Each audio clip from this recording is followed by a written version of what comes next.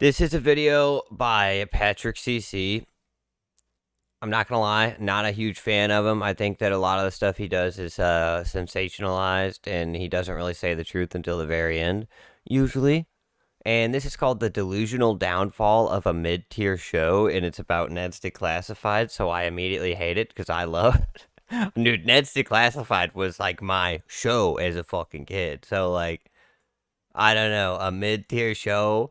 How about you're a mid-tier show, you fuck? Anyways, here it is.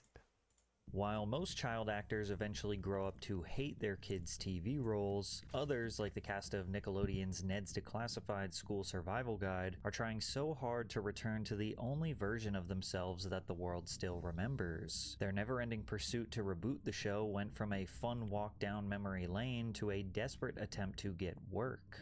I just don't understand how Spider-Man can be remade 437,896 times and Ned's Declassified can't even get reboot once. Harmless nostalgia turned into oversharing, and the more they talk, the more they destroy the show's reputation. I ran through every Ned's cast member. I'm not gonna lie, I've not watched their podcast. I'm not really a fan of podcasts of shows. Or I landed on Devin. Do you remember that? The first what? Which one, Lindsay? The first one, Devin. First what? BJ. Somehow, the harder they work to get their fan base to God. come together and celebrate a shared childhood memory, the more clear it became there isn't anything worth revisiting. And what proceeded to happen was one of the weirdest downfalls in Nickelodeon history. I just have to say right now that the hate in my inbox is not okay. Ned I'm not gonna lie, I think that he might be onto something here. I just don't like the title. Declassified School my. Survival Guide is not in most people's top 5 best Nickelodeon TV shows. It was in good, mine. but there were too many legendary shows to compete No, it's in mine. It's in my top 5 for sure. Maybe even my top 3. Nickelodeon, yeah. with, like Drake and Josh, iCarly, Victorious, The Amanda Show, all that. Oh wait, out of the live actions, it was number 1. Out of the live actions, number 1. Drake and Josh just behind. Come on. And Kel, etc. The show follows Ned, a 6th grader who is narrating the story of his crazy day-to-day life in middle school, alongside his 2 best friends, Cookie and Mose. Cookie is a cyber genius, always looking to technology to solve their problems. Mose is the level-headed girl best friend that Ned can't decide if he is secretly in love with or not. And together, they navigate crazy teachers, bullies, crushes, group projects, school lunches, dances, and whatever other school shenanigans they get into. Sitting in the back of the bus definitely has more bounce, but you might not want to push it. Greatest bus bounce in the history of the world. And although the show was comedic, it's amazing. I love that, dude. Often putting the cast in ridiculous and unrealistic scenarios, many of the tips Ned gave to the viewer could be perceived as genuinely good advice for a coming-of-age teen. Preset your lock's first 2 numbers, so later you can open it with the classic 1 turn. What really made the show stand out was the abundance of wacky side characters, like Gordy the janitor, Vice Principal Scrubs, Coconut Head, Rambling Martin Quirly, and of course, Timmy Toot Toot. Hey, I'm Ned. Toot Toot. What's Toot Toot? Every cast member felt like a caricature of someone you might recognize from a real school. I'll never forget the jock Seth Powers, who was literally always spinning a basketball on his finger no matter. Mid-tier show, but never forget. He says, I will never forget this character, but it's a mid-tier show. Get out of here, bro. Why are you always doing this, Patrick CC? Jesus. No matter where he was. Ned's debuted to a healthy, but not as stellar, 4.5 rating and 914,000 tweens. And not as stellar really is the perfect way to describe it. It was solid. Not iconic, perhaps even a bit underrated, especially considering that the show's comedy has actually aged pretty well. It didn't have the obnoxious laugh track or creepy Dan Schneider. Oh god, I was about to pause it to say something. Yeah, okay, so maybe he's saying mid-tier as in it didn't get the recognition it deserved. I think that might be what Patrick's saying, in which case I totally agree with him. For 3 seasons at 55 episodes, which was normal for that's the thing about Patrick, though, is it's hard to actually tell what he's ever saying until the very end of a video. standard good Nickelodeon show. It was nominated for a couple awards but didn't win anything. Devin, Lindsay, and Daniel never won any Kids' Choice Awards and thus were not seen as actors who desperately needed a spin-off series. After Ned's, Devin and Daniel stayed within the kids' TV realm. Devin secured a TV movie called Shredder Man Never Rules, heard as of it. well as a few different voice acting roles, and Daniel got a support role on Disney XD's Zeke and Luther. Meanwhile, Lindsay went on to have the most successful career. After Ned's, she immediately landed roles in back-to-back popular TV series, Aliens in America Never and heard 10 of it. Things I Hate About You. Never The heard of success it. of those shows led to her securing a series regular in Pretty Little Liars, one of the most popular and culturally iconic teen dramas of the 2010s. Dog, I must be really out of the loop because I've never heard of any of these shows at all. Unfortunately for Devin and Daniel, they didn't land any significant roles into their adulthood. They got some tertiary roles in TV shows and bit parts in direct-to-video movies, enough to keep their bills paid, but nothing that would remotely consider them thriving Hollywood actors. Even 15 years later, Devin was exclusively known for his childhood role as Ned, so he decided to lean heavily into nostalgia to grow his social media accounts. I played this guy. Well, yeah, I'm an adult now. Fans of the show, they've been reaching out. They've been saying, where's Ned for adulthood? They're saying, I need tips for adulthood because I don't know what I'm doing, and I get it. Life is hard. Devin began a small series on his TikTok. I'm not gonna lie, motherfucker. what up? I would like what's going on, man. I would like a Ned's Declassified guide to survival guide to like adult life. I'm not gonna lie, I think it would be funny as long as it wasn't written by millennials. You know, I would need it to be written by like a 60-year-old grizzled farmhand. You know. Yeah, I got a new desk. It came in today. I have it all set up now. It's got the microphone on it. Hell yeah, it's feeling nice. The room's really coming together, you know? Life tips for adults, playing into his original role of Ned Bigby, who helped those same people survive middle school. His videos scratched that nostalgic itch for tons of old fans, and they hoped the show would be revived for an adult audience, especially considering Raven's Home was bringing back That's So Raven, and iCarly was also rebooted for the adult fan base. True. Devin announced that And the Ned's Declassified would have been a better show out of all of them. It would have actually made sense versus the rest, honestly. Got that big Twitch money. Yeah, dude, yeah. See, I was able to pay for a PNG desk that I made myself. he pitched a Ned's Declassified reboot to Nickelodeon executives, but didn't get the response he wanted. Hey, one of these days I'm going to upgrade to an actual three-dimensional desk. It'll be crazy, you guys. It'll be crazy. The last 2 years of my life, bringing the Ned's Declassified Adulthood Survival Guide reboot to life, been a huge goal of mine. Imagine Ned, Mose, and Cookie getting out of college, struggling through their 20s, bringing you tips on taxes, online dating, self-care, roommates, budgeting, all of it. I wanted it for you. I wanted it for me, and I thought it would be amazing. All right, no, see, I don't want him to be involved in the writing of it at all. It needs, damn, 90. I want it to, that's crazy, dude. Hell yeah. I want it to be a, if I was to do it, it would have to be like, all right, Ned is a teacher at a school, and it's surviving as a teacher and an adult with no money. But not like, oh, I need a roommate, I'm in my 20s and all that. Nah, no, I don't want all that bullshit. Oh, how do I respect my neighbor and stuff? No, I don't give a shit about that. Make it like, oh, fuck, I've got like 3 packets of ramen and 5 days left. Like, that's what I want.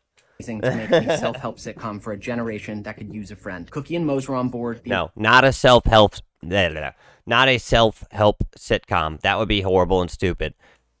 It should be almost like a dark parody of Ned's Declassified. Original creator and producer Scott and Michelle Fellows were on board, but we don't own the rights to Ned's Declassified. So we pitched it to Nickelodeon and Awesomeness TV, who do own the rights to it, and they passed on it, and they won't let us take it to sell it somewhere else. So for now, the reboot's dead. Maybe a TV show was off the table, but they did get the next best thing you could get in the 2020s, a podcast. A production company named Podco invested in a few nostalgia podcasts that weren't able to get full TV reboots. Wizards of Waverly Place, Full House, and even Stevens were other examples.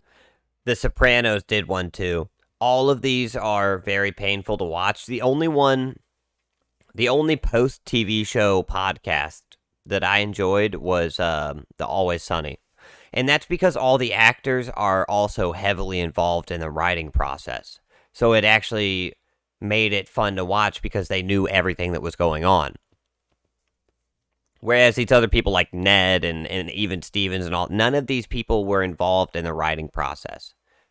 So they're just the face of the show. It's not the same. Of old shows that were reimagined with podcasts. As a result, the Ned's Declassified Podcast Survival Guide was created, featuring Devin as well as Daniel Curtis Lee and Lindsay Shaw. The concept was to rewatch old episodes, share behind-the-scenes stories, and chat with other co-stars or actors featured on the show. And the first episode was a huge success. It is still the most popular episode they have ever done, but it was questionable how long this show could last. Sure, the original production had over 50 episodes and tons of side characters that they could explore, but it was a 20-year-old B-tier kid show about surviving middle school. Don't agree. I think it was one of the best shows, one of the best live-action kids shows, if not the best.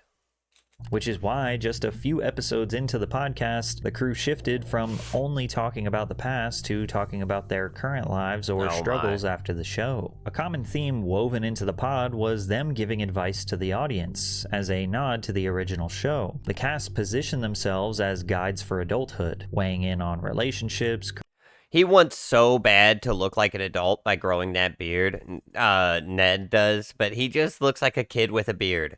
And he would look better without it, I'm not gonna lie. Careers, confidence, and personal growth. The problem was, this wasn't wisdom coming from people who had successfully navigated Hollywood, reinvented themselves, or built something new. And as a result, them giving their perspective on life was not exactly profound. That makes it hard to really have a human connection because you want to engage with this idea of what you want versus finding these people and and exploring. Yeah, I'm attracted to who someone is, what their energy is. Oh god. I mean, yeah, sure, whatever, but fuck me, dude. If you're gonna sit here and say that the way someone looks has no play in how you actually feel, you're full of it. You're full of shit, dude. I mean, obviously you have to like them, but you have to like them too, you know?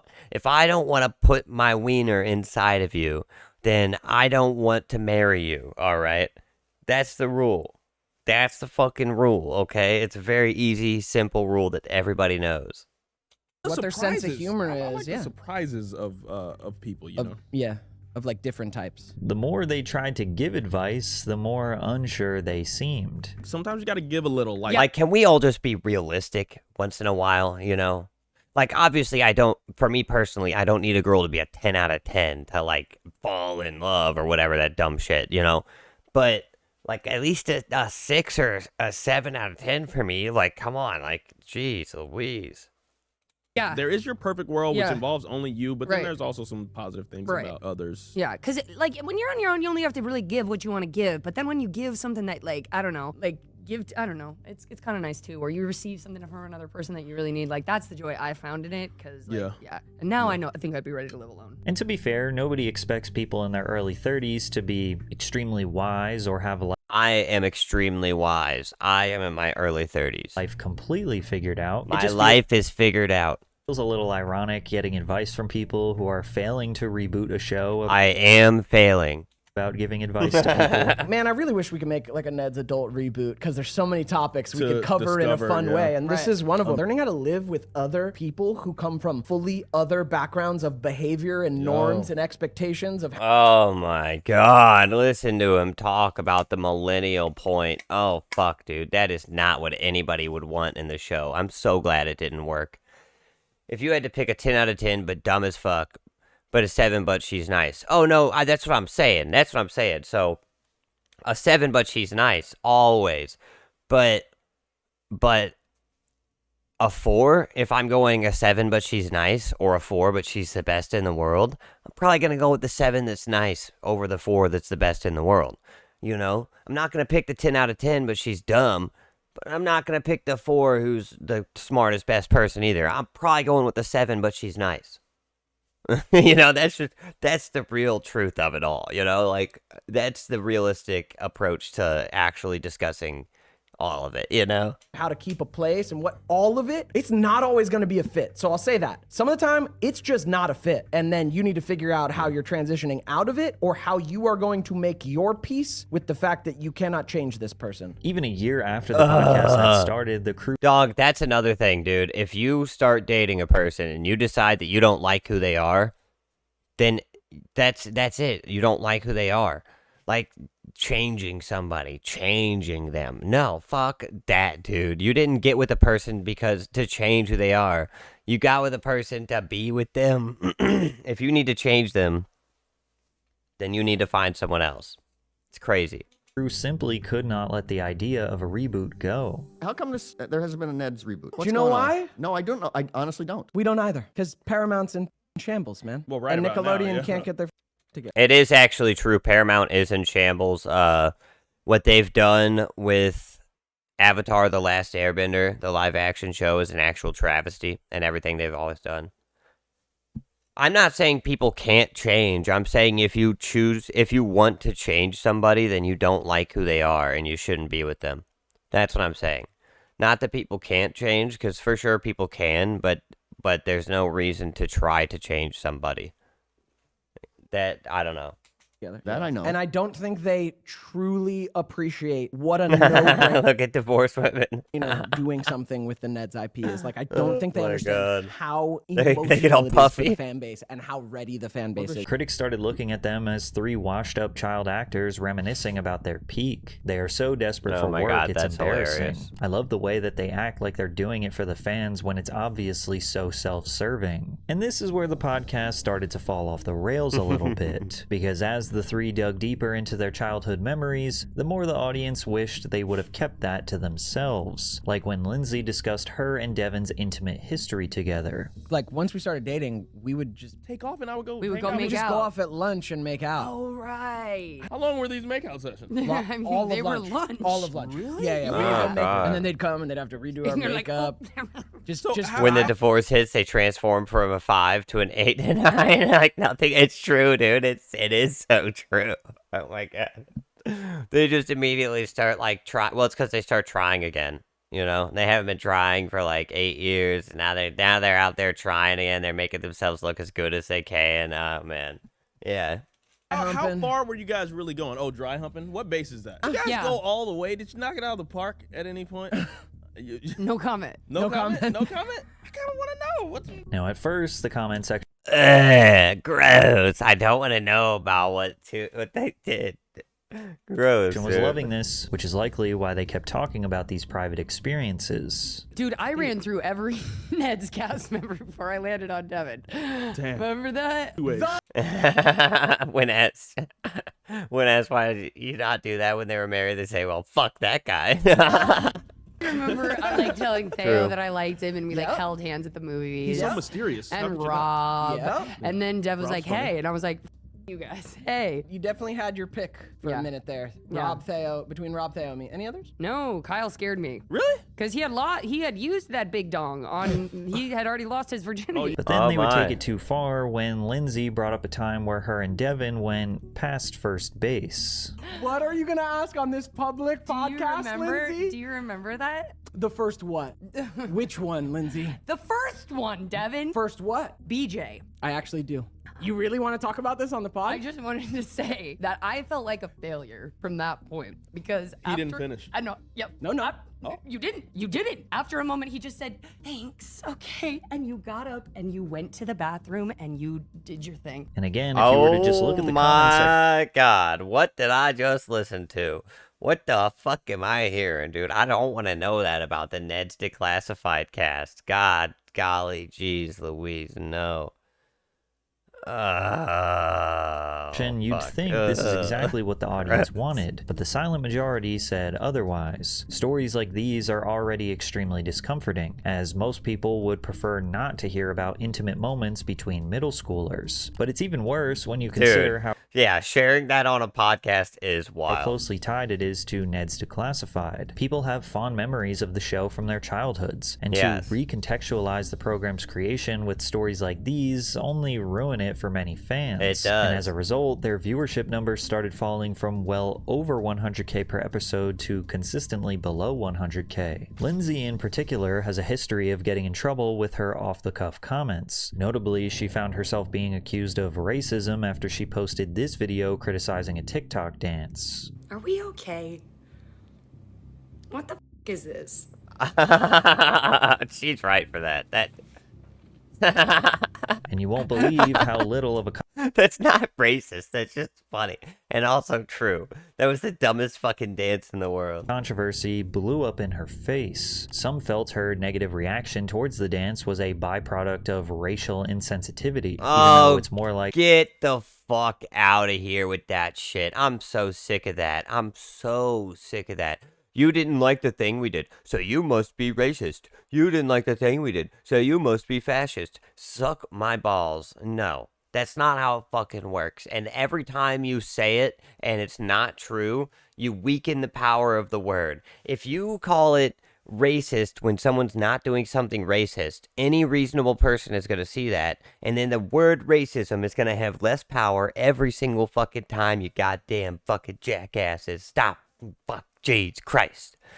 Yeah, of course they make it about race. It's crazy, dude. It's so stupid. Oh my god. It was just a stupid ass dance. likely that she is just an out-of-touch millennial acting like dancing for the internet is weird. Then again, Lindsay had previously made positive comments about the trend after Devin posted his own video doing the dance. The issue is how quick people are to discredit black. He's making fun of it. So she's saying, yeah, it's funny that he's making fun of it because it's stupid. It's not about, oh, fuck content this. creators. Shut up, you stupid glasses wearing freak. God, get the fuck out of here. Nobody cares with your giant chin having ass, dude. Your fucking Rick and Morty shirt wearing ass. Get the fuck out of here. Applauds her white co-star when he does Shut the up. dance. What the is this? But can't give the respect and the credit to the guys who made it. Lindsay Oh, get out of here, you dumb cheeseburger and fries, supersized on the side ass, dude. Fuck you. quickly deleted her comment as well as the original video before uploading a tear-filled response addressing the allegations. What a mistake. I just have to say right now that the hate in my inbox is not okay. I did not mean anything in any kind of Never- way. I am Never ever do this. Never ever apologize. People don't want your apology, they want your blood. learning every day, as I think everybody is. And this kind of hate just needs to evaporate from the planet, no matter who it's directed towards. Crocodile tears? No, dude. Like, this is like my soul out there. If you know anything about what I stand for, what I believe in, you know. Gross. Nobody wants to see a woman cry. You're gross. Don't post this. Why do they always do this? Why do they always post these videos? And they're like, please feel bad for me. It's like, dude, most of us, I think, are at a point where if a woman's crying, we don't feel bad for them. We feel bad for ourselves because it's like, oh, they're crying over nothing again. Great. I have to leave the room and fucking close my door because they're being dramatic again and crying over nothing. I mean, maybe I'm crazy. There are, of course, women who aren't like that, but Jesus Christ, dude. That's where I'm at in my life, dude. Every time I see a woman cry, I'm just like, okay, well, I'm just going to walk away because this is obviously about nothing. Like, That it's not this. I am sorry you were Ugh. offended. Some people interpret her saying, "I'm sorry that you were offended," as a backhanded apology, and her crying only made herself seem like the victim rather than her having a level-headed response, clarifying the yeah, I mean, misunderstanding. it's all gross and stupid. The people yelling at her doing this, it's all fucking stupid. But this makes sense considering Lindsay has said on the podcast that she enjoys being the damsel in distress, recounting a time when she faked a shoulder injury for months to receive special attention. This thing happened in my shoulder where, I popped the socket out, but it didn't hurt. But I made them take me to the doctor, and I wore an arm sling for the next 2 months and did all of my homework with my left hand because I loved that damsel in distress feeling. That's fucking crazy. That's insane. That's not something that a normal person does, dude. What the fuck? thing, and so there was nothing wrong with my elbow. And with my shoulder, I can still pop it out to this day. It's just like a double jointed thing. After she filmed herself crying for the internet, she my announced her God. indefinite departure from social media while pleading for people to be more compassionate and understanding. There is no doubt that this controversy wasn't that big, something that they could have easily... Dude, I love a lot of women. All right, don't get me wrong. I love women. But I'm so sick of seeing them cry. Dog, if you didn't hurt yourself, I mean this for real. If you're not hurt, if you're not in danger, I don't want to see you cry. I don't. I really don't. I'm so sick of it. Easily ignored or... Whether you're a girl or a guy, too many guys are crying these days. Every dude I know is crying. Well, oh, I watched a movie and it made me sad. Oh, God, no, the movie, dude, you better not be crying. You better be holding that lump down deep inside of your throat. It better be hard to breathe how deep that lump is down, but you better not fucking let that lump out. If you see a dog die in a movie, you wait a second, you suck that lump down your throat, and as soon as you can, you say, man, I would have killed that guy who killed that dog. Oh, yeah, I would have got him. That's what you do. Yeah. or addressed very different quickly kind and of briefly, danger. but them attempting to make it bigger than it was and address it over and over again just made it worse. If you know Lindsay personally, you know she's a hater on all sorts of things. Black, white, brown, popular, unpopular, and can Oh, Jesus Christ. Oh, God, that's the racist uncle thing. Oh, my God. I'm not racist. I hate everyone equally. be a reactionary and defensive person, but she's also got a good heart and is dealing with personal issues and challenges that none of you know anything about. So now we have a perceived racial bias and perceived microaggression. That's possibly a good opportunity for education of some ignorance that's being turned into hate and telling her. Dog, every guy I've known that's ever been racist, there's two things they say. There's two things they always say. This is how they test the waters with you to see if you're a racist or not. And this is true. Like, I'm not usually one to throw out the racism thing, right? But this is one thing two things they always say. It's, I don't hate this or that group, whatever they're talking about. I hate everybody. And then the other one is, well, they're not all bleep. And you bleep it out there. They're not all put in whatever horrible word you want to say. Just some of them are. Those are the two things that racist people say more than anybody else. Oh, yeah, exactly. Yeah, those are everybody else. Yeah, I hate everybody else equally, except for my group. My group is fine. Herself in her DMs. It was becoming more clear that these three didn't exactly know how to conduct themselves online, something that would only continue to get them in trouble. Today might be the day I get canceled. Like when they made light of other child stars' stories of being abused on Nickelodeon sets. The Quiet on Set documentary was a 5-part series that I hate even my group, so details the... Look, dude, I hate and I love everybody, you know? I feel like there are... All right, you know, obviously I have biases towards certain people. If you look like me, and you talk like me, and you act like me, I'm probably going to enjoy being around you more.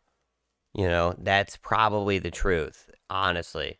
Now, that doesn't mean that there aren't other people that I'd be around too, but obviously my natural bias is to want to be around people like me. That's just survival instinct. Dark, behind-the-scenes world of children's television from the late 1990s to the early 2000s, specifically during Dan Schneider's tenure as a producer and showrunner on There's a lot of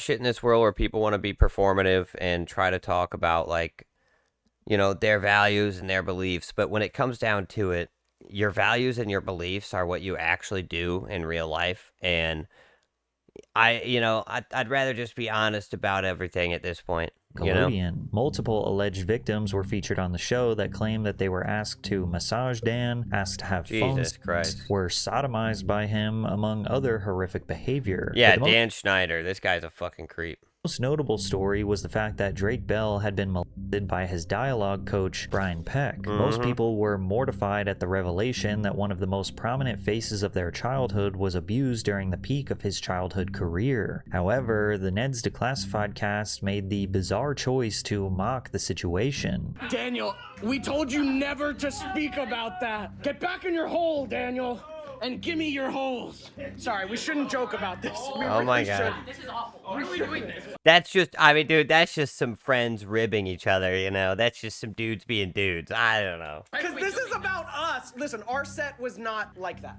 And no, it's awful. The Drake Bell is that's crazy to hear. That is, man. And that never came out, which is really Yeah, bad. maybe don't do it on live stream. But they're famous people, so it's a little different for them, you know? They don't understand the nuance. You know, honestly. He wouldn't be joking about it if it was himself or his children who had been sexually abused. Yeah. Damn, that reboot ain't happening now. Even Drake Bell responded to the joke, saying, "Ned's declassless. This is wild. Laugh it up, guys. Laugh it up. Give me your holes? Really?" Devin took to Twitter to apologize for his insensitivity. Oh, no. Today. Oh, Nope. the biggest mistake you could do.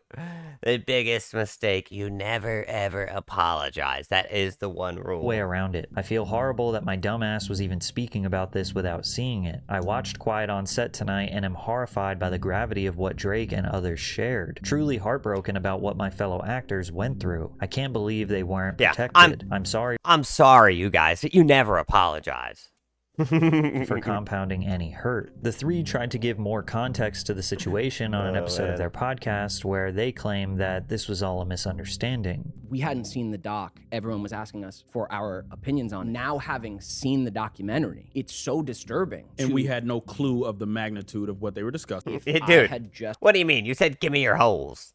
watched, Come on, dude. What are you, Rick and Morty? Give me your eye holes. These are my eye holes. especially that third episode, and then watched us joking like that, You would be upset. I would be like, are they sociopaths? Get it clear, you guys were not speaking on that. I know what the joke sounds like, but I was talking to Daniel. Now sure, they may not have seen the documentary before they made the joke on the live stream, but they clearly knew enough about it because he did say, oh yeah, what happened to Drake was terrible, so they at least knew something. And even though they never worked with Dan Schneider because he was not the producer of Ned's Declassified, they had heard the rumors about him over the years. Oh yeah, So look it's at a little that tough to fuck believe too, that dude. the joke that Devin made on the TikTok live was just merely a coincidence and had nothing to do with Drake Bell, because the comments were asking about Drake, and Devin made a joke towards Daniel, although technically about a different situation, but still acting as this authoritative figure who would sodomize their employee if the job wasn't done, which effectively is what the entire documentary was accusing Dan Schneider of doing for his whole career. But above all else, once again, we see that these three don't understand how to conduct themselves online. Sure, we all laugh at messed up stuff, but usually in private with close friends. Offline, not on a live stream. In 2 that is years, true. the three former child actors had completely destroyed their reputation, and the idea of a reboot had fully soured in the eyes of fans. Not because of one poorly executed joke, but because fans were hoping to relive the joy of their youth through the podcast, only to find out the people behind their favorite characters aren't that great. Yeah, because people are fake. True.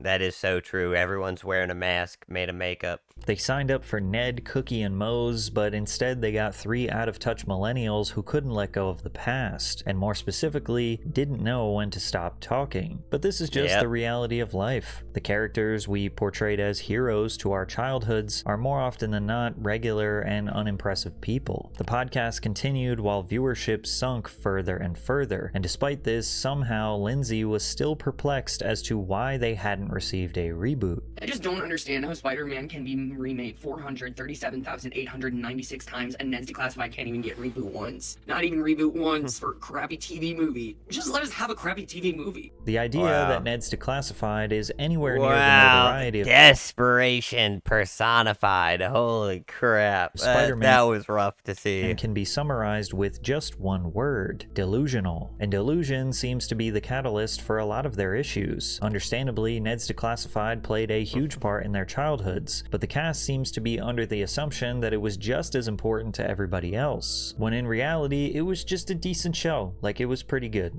it was fine. But the greatest example of their delusion is the fact that their podcast got canceled due to low viewership and low interest, and they Damn. still won't let it go. The Ned's podcast was able to get started because of Podco, a media company that supplied the cast with their own studio, lights, cameras, and production staff. But by late 2024, the show was struggling to bring in 20,000 viewers per episode, and Podco terminated their business relationship with the Ned's podcast. Ned's Pod and Podco, we are breaking up amicably, right? Yeah, we love them. We're all going in different directions. They're dropping some shows, so we are now production company-less, but We independent. yeah, which is cool. Instead of seeing the writing on the wall that the nostalgia had dried up and people were just not interested in Ned's Declassified anymore, they continued the podcast on a Zoom call. Oh, dude, Zoom podcasts suck.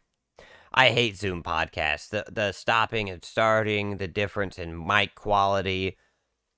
I almost did a Zoom podcast with some friends, and then I was like, you know what? I can't do it. I cannot do a Zoom podcast. It's got to be in person. Now, producing a podcast really isn't that expensive, especially when you split the cost between 3 people in their 30s. Cameras, lenses, microphones, lighting, interface, and a space to do it in. You're realistically looking at $12,000 to $25,000 in upfront investment with relatively low monthly costs after that. Now, it's not nothing. It's not cheap, but if they couldn't afford this after 2 years of doing the pod, maybe that was an indication that it might not be working. Fans had less and less reasons to stick around, and viewership continued to drop. And today, they only receive about a few thousand views per episode. That's the Ned's dog. It is so rough to see somebody who you used to watch, though, try to do a podcast or a show and only get like 5,000 views. The Whitest Kids You Know tried to do this after Trevor died, and it never worked, dude. Like, he was the driving force, and even then, their live streams were getting like 1,000 viewers. For the Whitest Kids You Know, it was rough. Podcast was almost completely dead, but has recently come back into the public eye under some harsh circumstances. Oh no. A post went viral in September of 2025 this guy. featuring former Ned's Declassified actor Tyler Chase, looking disheveled and living on the streets of Los Angeles. Hello, my name is Tyler Chase, and I'm here on a Christian movement for acting. Now, his role as Martin Quirley was a relatively small one on the show. Old fans remembered him almost immediately from his Nickelodeon days. The 3 addressed the viral video on the podcast where they tried to discuss the complicated situation. When I first saw it, I was angry because I'm like, why put a camera in someone's face when they're on hard times? But then after I was angry at the people who were filming it, I was upset with myself in that I feel powerless because I feel like there's not much I can do. Adulting is something that we talk about, and I don't know. Have you guys dealt with things like that where there's someone that you can't really? So it's so tough. It seems like Daniel was reluctant to outright say there's nothing he can do because he could try to help Tyler. This probably ate away at him for a while, but escalated further when more videos of Tyler would go extremely viral. Yeah. Did you Disney Channel? Nickelodeon. Oh, it doesn't Nickelodeon. What show is it again? Ned's Declassified from Survival. Oh yeah, you were that kid on it, huh? Yeah. I remember you. After this, Daniel Curtis Lee decided to take more direct action to help Tyler. He met up with him, bought him some food, and even got him a motel room for the night. I'm gonna come back and holler at you, man, and we'll talk more about trying to get that situation squared away so we can do the rehab or whatever we need to. Okay? Okay. Thank you so much. Give me a hug, man. Love you, brother. Now, this was a nice gesture, although some pointed out that Daniel was now doing the exact thing he criticized others of doing. Yeah, I mean, dog, all right. I know it's fucked up to record somebody while you're helping them, but there's the other side of it of the best way to get them help is to get monetization on their side and to make content about it. So while it might seem fucked up, he might be doing it for personal reasons. It does help to get it on camera, you know? It does help. As he was filming Honestly. and uploading his interactions with Tyler to his TikTok page. This was a damned if you do, damned if you don't situation. Daniel did the right thing, but of course there will be internet trolls who don't care about Tyler that are going to say whatever negative thing they can to get a reaction. Unfortunately, even though Daniel tried, he was shocked Make to people discover aware. that Tyler had trashed his hotel, flipped the refrigerator, put a microwave in the bathtub, and left the room with the door wide open.